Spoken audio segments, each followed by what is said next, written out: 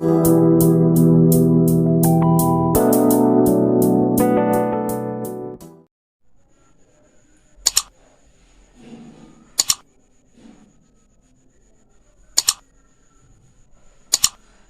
बेटा देखो, 12th maths में आज हम लोग डिटर्मिनेंट का एक्सरसाइज 4.4 में क्वेश्चन नंबर 3 डिस्कस करने जा रहे हैं।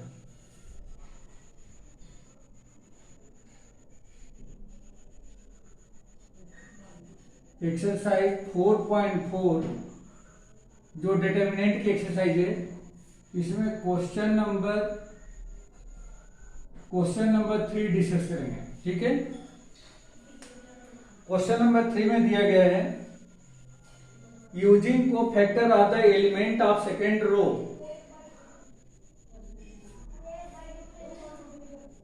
Evaluate delta equal to, delta mean determinant को हम लोग रिप्रेजेंट करते हैं। इस तरह से डिटर्मिनेंट को एक रिप्रेजेंट किया गया है 538201 538201 1 2 3 ऐसा दिया गया है। और हमें यहाँ पे using cofactor of the element of second row, using cofactor of element of second row के एलिमेंट का यूज करते हुए उसका को फैक्टर की हेल्प से हमें इस डिटर्मिनेंट की वैल्यू फाइंड आउट करनी है। तो देखो बेटा कैसे इसको हम लोग सॉल्व करेंगे। सेकेंड रो का मतलब ये हो गया, ये सेकेंड रो है। ठीक है बेटा, ये सेकेंड रो है, तो इस सेकेंड रो का यूज करना है और को फैक्टर की हेल्प से हमें क्या निकालना है, इसकी वैल्यू फाइंड आउट करनी है, कितना होगा। तो सबसे पहले हमें क्या निकालना है, इसका माइनर भी चाहिए, को फैक्टर भी चाहिए, सारी चीजें चाहिए। तो हम चाहें तो सबका पहले हम को फैक्टर निकाल लें। तो इसका को फैक्टर कितना होगा, ये कौन सा रो कौन सा कॉलम का एलिमेंट है, यह सेकेंड रो फर्स्ट कॉलम का एलिमेंट है। तो हम चाहें तो यहाँ पे लिख सकते हैं C21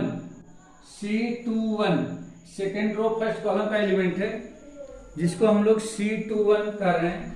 तो C21 इक्वल टू क्या हो जाएगा, -1 की पावर 2 + 1 इंटू M21 ये हो जाएगा बेटा। और ये -1 की पावर 2 + 1 ये कितना हो गया, ये हो जाएगा -1, क्योंकि इसकी पावर जो है 3 हो जाएगी और पावर जो 3 है वह क्या है, ऑड नंबर है। जब -1 की पावर यदि ऑड नंबर हो तो क्या हो जाएगा, वो निगेटिव से हो जाएगा। तो इस तरह से ये हो जाएगा माइनस, और M21 की वैल्यू क्या हो जाएगी, तो इसका करस्पॉन्डिंग रो करस्पॉन्डिंग कॉलम छोड़ दिया, तो 3823 ये मिल गया। इसी तरह से ये जो है, ये है आपका C22 इक्वल टू -1 की पावर 2 + 2 इंटू, यहाँ पे हम लोग लिख लेंगे M22 -1 की पावर 2 + 2 4 मीन्स ये पॉजिटिव हो गया। और M22 का मतलब क्या हो गया, इसका करस्पॉन्डिंग कॉलम करस्पॉन्डिंग रो छोड़ देंगे 5813। यहाँ पे प्लस का साइन है इसलिए मैंने कुछ नहीं लिखा। इसी तरह से हम लोग निकाल लेंगे C23 इक्वल टू -1 की पावर 2 + 3 इंटू M23, ये हो जाएगा -1 की पावर 5 यानी निगेटिव हो गया, और 2 3 मतलब इसके लिए, तो इसका करस्पॉन्डिंग कॉलम करस्पॉन्डिंग रो छूट गया 5312, ये हो जाएगा 5312, ये कुछ ऐसा मिल गया बेटा। तो इस तरह से हमने निकाल लिया। अब हमें चाहिए इस डिटर्मिनेंट की वैल्यू, ये डिटर्मिनेंट की वैल्यू कितनी होगी, तो देयरफॉर डिटर्मिनेंट इक्वल टू, सबसे पहले यहाँ पे हम 2 लिखें, तो 2 इंटू C21 प्लस 0 इंटू, ये हो जाएगा C22 प्लस C3 इंटू, मतलब यहाँ पे 1 इंटू C23, ये आ जाएगा बेटा। उसके बाद 2 इंटू C21 की वैल्यू क्या है, ये माइनस लगाए तो माइनस इधर लगा दो और यहाँ पे लिख दो 3823, ये आ जाएगा, प्लस 0 इंटू C22 तो ये हो जाएगा 5813, और फिर प्लस 1 लगाएंगे और यहाँ पे -1 दिख रहा है तो -1 इंटू 5312, ये कुछ ऐसा आ जाएगा। अब ये क्या हो गया -2, और इसको एक्सपांड करें तो 3 इंटू 3 9, -2 इंटू 8 ये हो गया 16, फिर प्लस 0 इंटू दिस, ये पूरा का पूरा 0 हो गया, फिर प्लस इंटू माइनस माइनस हो जाएगा, और इसको ब्रेक करें तो 5 2 10 -1 इंटू 3 3, ये बन गया। अब ये हो जाएगा कितना, -2 इंटू, ये दोनों मिलकर के माइनस का 7 हो जाएगा, ये तो 0 है, और ये कितना हो जाएगा माइनस इंटू 7, तो ये हो जाएगा माइनस का 7, ये बन गया। Minus into minus plus 14 - 7 equal to 7, therefore इस डिटरमिनेंट की वैल्यू हमें क्या मिल गई, 7 मिल गई, और ये इसका आंसर हो जाएगा। ठीक है बेटा, ये समझ में आ गया क्या क्वेश्चन?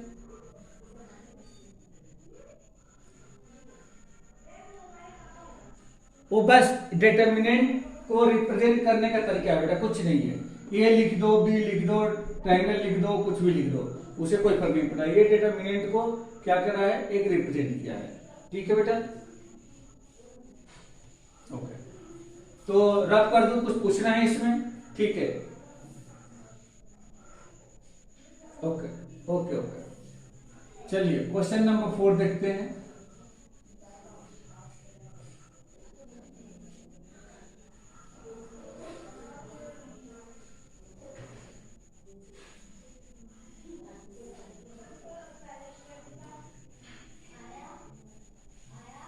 क्वेश्चन नंबर 4,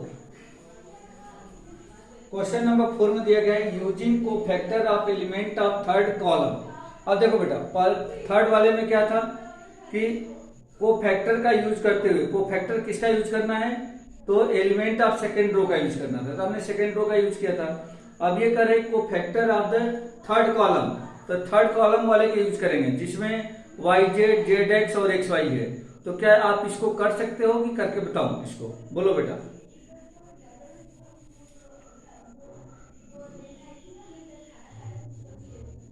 हाँ, ये तो वेरिएबल में ही आएगा ना, क्योंकि ये तो ऑलरेडी सारे वेरिएबल में। कर लेते हैं इस क्वेश्चन को, करते हैं, ठीक है? हाँ, करते हैं इसको। क्वेश्चन नंबर 4, इसमें दिया गया है डिटरमिनेंट जो दी गई है कुछ ऐसे दी गई है, 1xyz 1xyz 1yzx 1yzx 1zxy 1zxy, ये ऐसा दिया गया बेटा। अब इसका हमें फाइंड करके बताना है थर्ड कॉलम का। थर्ड कॉलम में मतलब इसका यूज करना है, और इसको यूज करते हुए कोफैक्टर निकाल करके इस डिटरमिनेंट की वैल्यू फाइंड करनी है। यहाँ पे एक, अब अभी तो पूरा मैंने डिटेल्स में करके बताया, अब एक और मैं तरीका बताता हूँ कि क्या होता है। डेल्टा इक्वल टू, आप क्या करो बेटा, इसमें देखो ये कौन सा रो और कौन सा कॉलम का एलिमेंट है बेटा, बोलो ये किस रो किस कॉलम का एलिमेंट है?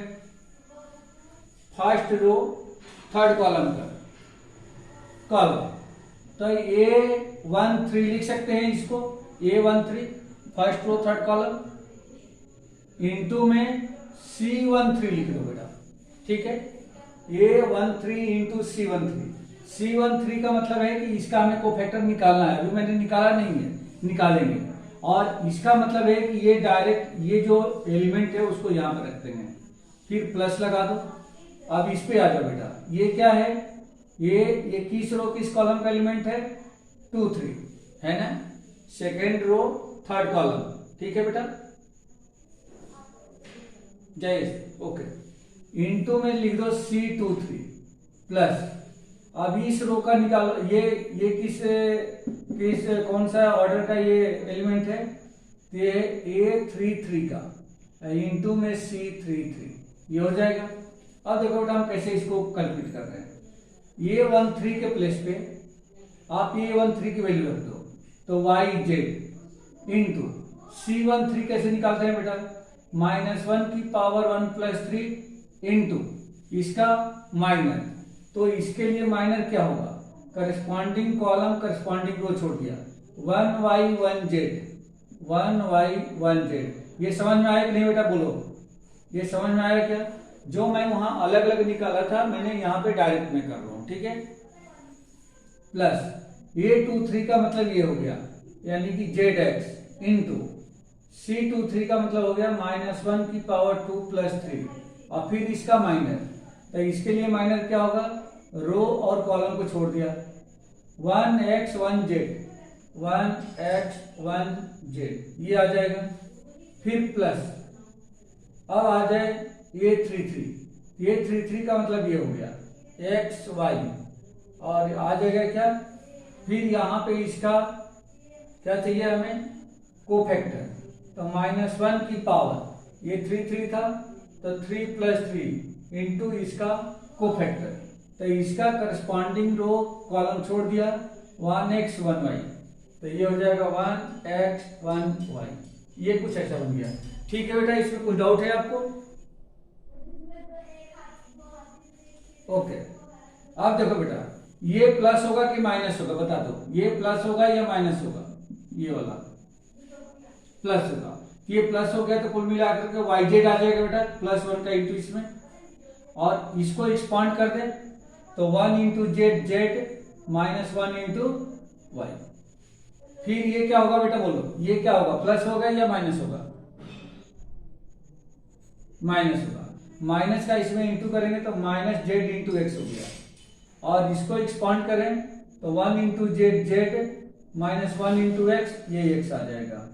फिर इसका ये क्या होगा बेटा, प्लस या माइनस, ये वाला पॉजिटिव, तो पॉजिटिव इसमें इंटू करेंगे तो xy हो गया, और यहाँ पे क्या आ जाएगा बेटा, 1 इंटू y -1 इंटू x, ये x हो गया, ठीक। अब इसको और सिंप्लीफाई कर देते हैं, इसका इंटू इसमें करेंगे तो yz का स्क्वायर -y²z, इसका इंटू करेंगे तो -z² x प्लस इसका इंटू इसमें तो zx² प्लस इसका इंटू करेंगे तो xy², और इसका इंटू करेंगे तो -x²y।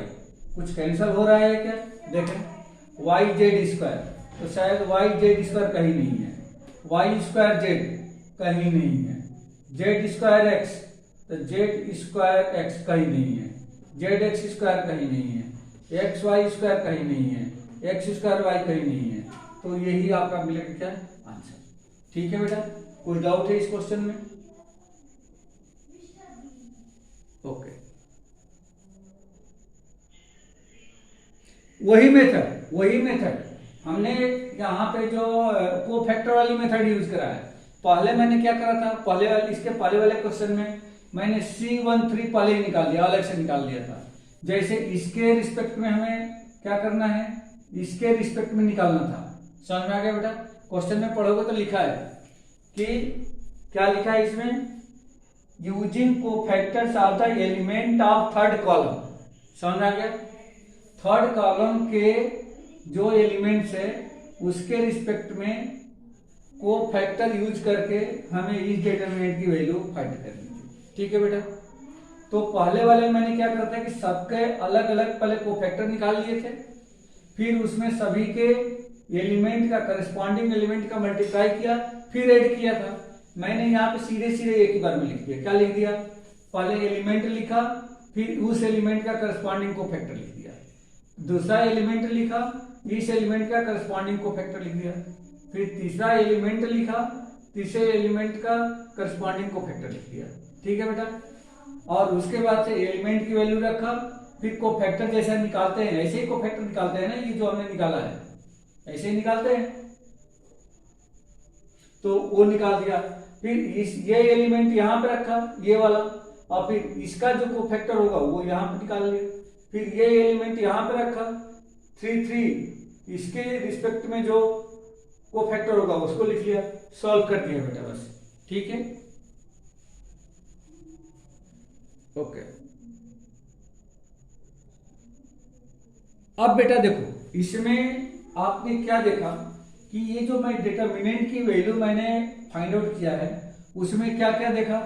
सबसे पहले मैंने ये देखा कि वो एलिमेंट लिखना है, उस एलिमेंट में उसी के करस्पॉन्डिंग को फैक्टर का मल्टीप्लाई करना है, फिर प्लस करते जाना है, जितने भी हैं सब आ जाएंगे। ठीक है, यहाँ पे आपकी बुक में यानी ये लास्ट वाले जो क्वेश्चन है इसमें एक यूज किया गया है जिसमें सी आई जे, मैं किसको को फैक्टर को किससे रिप्रेजेंट कर रहा था बेटा, सी आई जे से। समझ आ गई बात, को फैक्टर को मैं सी आई जे से, लेकिन आपकी बुक में इसी चीज को कैपिटल आई जे से रिप्रेजेंट किया गया है। ये स्मॉल 1 3 ये तो एलिमेंट है, बट सी आई जे की जगह पे आपकी बुक में ए आई जे लिखा है। लास्ट वाले क्वेश्चन में हम देख सकते हैं, लास्ट वाले क्वेश्चन में को फैक्टर को कैपिटल ए आई जे से रिप्रेजेंट किया गया है। और यहाँ पे एक क्वेश्चन पूछा गया है कि if delta equal to means determinant equal to दिया गया है एक determinant and A I J is cofactor, ये साफ साफ लिखा गया है कि कैपिटल ए आई जे को फैक्टर है and small A I J, मतलब कि capital A I J small A I जे का कोफैक्टर है। जैसे यहां देखो, इसका कोफैक्टर ये है, तो स्मॉल 1 3 का कोफैक्टर C13, मतलब इस बुक में क्या लिखा गया है, स्मॉल 1 3 का कोफैक्टर कैपिटल 1 3 होगा। ठीक है बेटा, समझ में आ गया क्या, समझ में आ गया क्या? ठीक है, तो ये बोल रहा है कि इस डिटर्मिनेंट का जो आंसर आएगा, मतलब उसकी वैल्यू आएगी, वो 4 ऑप्शन में से कौन सा ऑप्शन करेक्ट है, यही बताना है। तो देखो, मैं अभी यहाँ पे बस 1 मिनट लगेगा, 1 मिनट में आपको कॉन्सेप्ट क्लियर हो जाएगा कि ये क्या बोला गया है। जैसे इसमें 3 into 3 को ऑर्डर में है, क्वेश्चन नंबर 5 यहाँ पे दे रखा है, एक डिटर्मिनेंट है और यह डिटर्मिनेंट है A11 A12 A13 A21 A22 A23 A31 A32 and A33, ये दे रखा है बेटा। ठीक है, ये दे रखा है। यहां पे बताया गया है कि since A I J is cofactor of small A I J, small A I J मतलब इनके एलिमेंट को रिप्रेजेंट करता है, कैपिटल ए आई जे उस एलिमेंट के करस्पॉन्डिंग कोफैक्टर को रिप्रेजेंट करता है।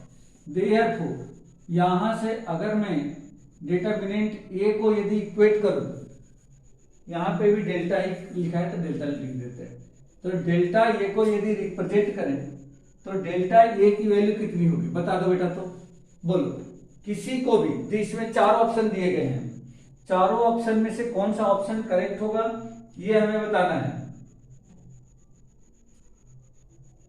देखो, अगर मान लेते हैं पहला ऑप्शन में क्या लिखा है, देखो बेटा, सबसे पहली बात यह है कि अगर मैं ये पहला रो लेता हूं तो पहले रो के अकॉर्डिंग अगर मैं इसका एक्सपांड करूं तो क्या मिलेगा, A11 into A11 plus A12 into A12 plus A13 into A13, ये ऐसा मिलेगा बेटा। देखो, जो एलिमेंट यहां पे लिखेंगे उसी का कोफैक्टर चाहिए, जो एलिमेंट यहां लिखेंगे उसी का कोफैक्टर चाहिए, जो एलिमेंट यहां लिखेंगे उसी का कोफैक्टर चाहिए। समझ में आ रहा है बेटा? यहां पे मैं बता दूं, डेल्टा इक्वल टू में, हाँ डेल्टा इक्वल टू क्या बताया था, A11 और यहां पे C11, A12 C12 A13 C13, तो यहां पे जो C है, C की जगह पे बस कैपिटल ए यूज किया गया है।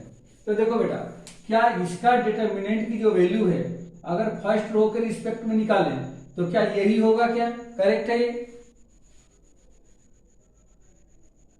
बोलो बेटा। तो अगर ये करेक्ट है तो इसमें देखो पहला वाला रॉन्ग है, पहला वाला रॉन्ग है, मतलब ये है कि जो यहां चाहिए वही यहां चाहिए, जो ऑर्डर यहां चाहिए वही ऑर्डर यहां चाहिए, जो ऑर्डर यहां चाहिए वही ऑर्डर यहां चाहिए, जो ऑर्डर यहाँ रहेगा वही ऑर्डर यहाँ चाहिए। अब इसमें देखो पहले वाले नहीं दिख रहा है, पहला वाला जो ऑप्शन है A11 A31 बता रहा है, तो ये गलत है, ये तो है ही नहीं। दूसरा वाला ऑप्शन क्या बता रहा है A11 A13 A12 A21 A13 A31, तो ये किसके रिस्पेक्ट में है बेटा, ये किसके रिस्पेक्ट में बता रहा है, ये इसके रिस्पेक्ट में शायद बता रहा है A11 A12 और A13। तो इसमें ये गलत किया है इन्होंने। क्या गलत किया है बेटा, देखो पहला वाला तो A11 A13 A11 है, बट दूसरे वाला गलत कर दिया A12 A21, ये गलत कर दिया। ठीक है ना, सेम सेम आना चाहिए, सेम सेम आना चाहिए। जो ऑर्डर यहाँ पे वही ऑर्डर यहाँ पे, जो ऑर्डर यहाँ पे वही ऑर्डर यहाँ पे, जो ऑर्डर यहाँ पे वही ऑर्डर यहाँ पे। तो यहाँ पे दूसरा वाला भी गलत हो गया। तीसरे वाले को चेक करो बेटा, तीसरा वाला भी गलत दिख रहा है A21 A11, तो ये गलत हो गया पहले में ही। अब लास्ट वाला डी वाला पोर्शन देखो बेटा, डी वाला A11 A11 A21 A21 A31 A31, ये सही है क्या बेटा, ये सही है क्या, देखो हाँ। तो डी ऑफ हाँ फर्स्ट कॉलम के रिस्पेक्ट में, इसके रिस्पेक्ट में, तो यहाँ पे A11 ये करेक्ट है, यहाँ पे A21 तो ये भी कितना हो जाएगा A21, और यहाँ पे A31 तो A31, फर्स्ट कॉलम के रिस्पेक्ट में ये किया गया है। तो ये ऑप्शन डी करेक्ट है, ऑप्शन डी जो है इसका करेक्ट ऑप्शन। हाँ बोलो बेटा, बोलो। बिल्कुल बिल्कुल बिल्कुल बिल्कुल, किसी भी रो या किसी भी कॉलम के रिस्पेक्ट में आप वैल्यू निकाल सकते हो, वैल्यू हमेशा सेम आएगी। ठीक है बेटा, वैल्यू जो है हमेशा सेम आएगी।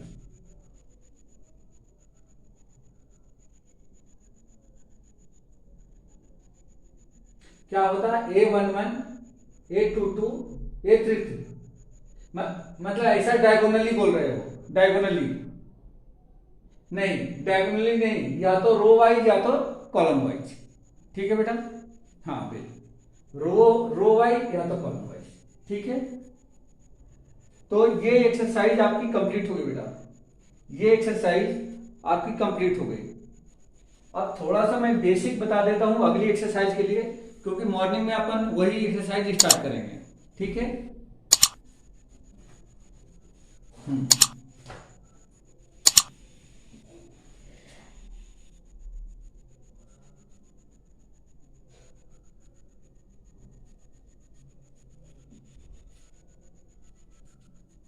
इसमें दे रखा है एडजॉइंट।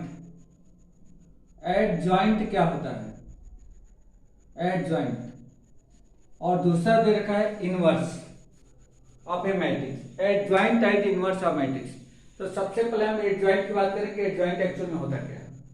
बेटा याद होगा ऐसे कुछ लेक्चर पहले मैंने बताया था आपको ट्रांसपोज, ट्रांसपोज कुछ याद है क्या, ट्रांसपोज, ट्रांसपोज में ये बताया था कि किसी भी मैट्रिक्स का जो ट्रांसपोज होता है, यदि उसके रो को कॉलम में चेंज कर दिया जाए और उसको डैश से हम लोग रिप्रेजेंट करते हैं,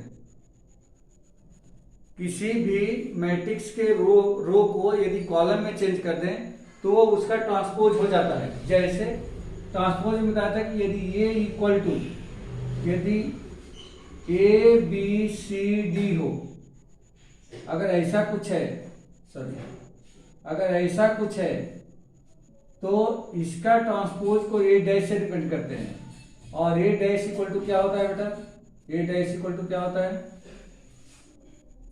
मैट्रिक्स। ये एक्चुअली मैट्रिक्स का कॉन्सेप्ट पढ़ा रहे हैं हम लोग। तो ट्रांसपोज ऑफ मैट्रिक्स में हम लोगों ने क्या पढ़ा था कि इसके रो को कॉलम में चेंज कर दो, मतलब फर्स्ट रो जो है फर्स्ट कॉलम बना दो, सेकेंड रो जो है इसको सेकेंड कॉलम बना दो। ठीक है बेटा, ये हम लोगों ने ट्रांसपोज में पढ़ा था, याद आ रहा है क्या। ठीक है, अब सबसे पहला हम काम कर रहे हैं, अगर मुझे एडजॉइंट निकालना है तो एडजॉइंट इक्वल टू होता है एडजॉइंट ऑफ ए। मान लीजिए कि कोई एक डिटर्मिनेंट है आपके पास, या कोई मैट्रिक्स है, सॉरी मैट्रिक्स है, अगर एडजॉइंट ऑफ ए कोई मैट्रिक्स है तो इसका जो एडजॉइंट होता है या इसके कोफैक्टर का ट्रांसपोज होता है। किसका? ये मैट्रिक्स का पहले हम कोफैक्टर निकालेंगे और उस कोफैक्टर का अगर ट्रांसपोज कर दें तो वो क्या मिल जाएगा? एडजॉइंट ऑफ ए मिल जाएगा। समझ में आ गया बेटा? मतलब adjoint of A equal to होता है transpose of cofactor of A. मतलब पहले ए का हम कोफैक्टर निकालें, उस कोफैक्टर का ट्रांसपोज करें तो वो क्या कहलाएगा? एडजॉइंट ऑफ ए कहलाएगा। ठीक है बेटा? अगर इसके कोफैक्टर को अगर मैं सी से रिप्रेजेंट करता हूं तो ये हो जाएगा सी का डैश। एडजॉइंट ऑफ ए क्या कहलाएगा? सी का डैश वेयर हम लिख सकते हैं सी इज कोफैक्टर ऑफ ए। सी जो है कोफैक्टर ए का है, ये एक डिटर्मिनेंट है, एक मैट्रिक्स है, उस मैट्रिक्स का कोफैक्टर सी है और जब सी का हम ट्रांसपोज कर देंगे तो एडजॉइंट में मिल जाएगा। ठीक है बेटा? अब एक एग्जांपल लेकर हम लोग समझते हैं पहले कि कैसे हम लोग को एडजॉइंट निकाल सकते हैं। जैसे मान लो कि आपके पास एक मैट्रिक्स है 1 2 3 4 या एक मैट्रिक्स है, तो सबसे पहले बेटा इसका कोफैक्टर निकालें। तो कोफैक्टर क्या होता है? आपको याद है, अभी पढ़ा है हम लोगों ने। कोफैक्टर इक्वल टू इसके प्लेस पे ये और ये छोड़ देंगे, ये आ जाएगा। इसके प्लेस पे ये और ये छोड़ देंगे और 1 की पावर जो i प्लस जे लेता था उसकी वजह से यहाँ पे माइनस का साइन आ जाएगा 3। इसके प्लेस पे ये रो और कॉलम छोड़ देंगे, ये आ जाएगा 2 और इसके भी प्लेस पे -1 की पावर। देखो बेटा ये प्लस माइनस क्यों आ रहा है? यहाँ पे ये माइनस आएगा, 1 मिनट, और यहाँ पे प्लस का 1 आएगा। मैं ये बता देता हूँ, ये जो प्लस माइनस माइनस प्लस आ रहा है ना, ये माइनस साइन कहाँ से आ रहा है? अभी हम लोग को फैक्टर निकाल रहे थे, तो जैसे इसका को फैक्टर निकालोगे तो C11 इक्वल टू क्या होगा? -1 की पावर 1 + 1 इंटू में ये कॉलम रो छोड़ देंगे, क्या बचेगा? 4। ये ऐसा ही बच्चा है ना, ऐसे ही तो को फैक्टर निकाल रहे थे। समझ में आ गया बेटा? ये को फैक्टर ऐसे निकाल रहे थे, तो ये -1 की पावर 2 हो गया तो ये प्लस हो गया। यहाँ पे -1 की पावर 1 + 2 होगा तो 3 हो जाएगा, इसलिए माइनस आ जाएगा।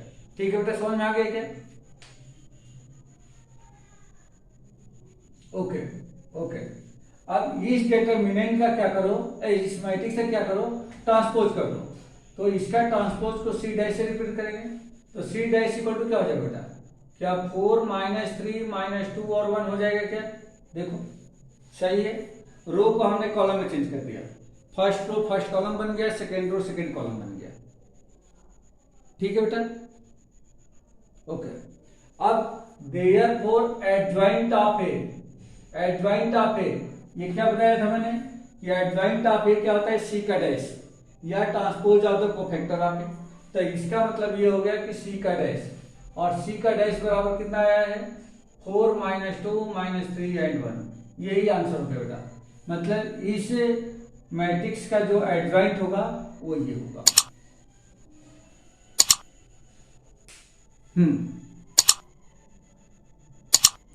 हाँ, इस चैप्टर में डिटरमिनेंट और मैट्रिक्स दोनों है। इस चैप्टर में डिटरमिनेंट और मैट्रिक्स दोनों है। अब इसके आगे आप देखो सारे साइन मैट्रिक्स लगे हैं, देख रहे हो क्या? लिखा भी है adjoint and inverse of matrix, ऊपर लिखा है एडजॉइंट ऑफ मैट्रिक्स। ठीक है? तो यहाँ पे एडजॉइंट मैट्रिक्स और डिटरमिनेंट इसमें दोनों है। उस वाले चैप्टर में हम लोगों ने क्या पढ़ा था? इनवर्स भी पढ़ा था। किस मेथड से पढ़ा था? किस मेथड से पढ़ा था बेटा इनवर्स निकालना? जो लास्ट एक्सरसाइज थी, एलिमेंट्री ट्रांसफॉर्मेशन से पढ़ा था ना, याद होगा? जिसमें a = IA लिखते थे, a = IA लिख रहे थे।